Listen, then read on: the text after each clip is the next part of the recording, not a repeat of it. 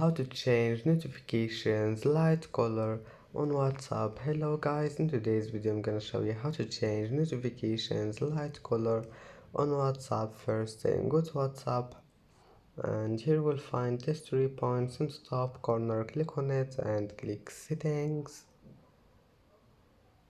and then just click notifications, and here we'll find it, this one,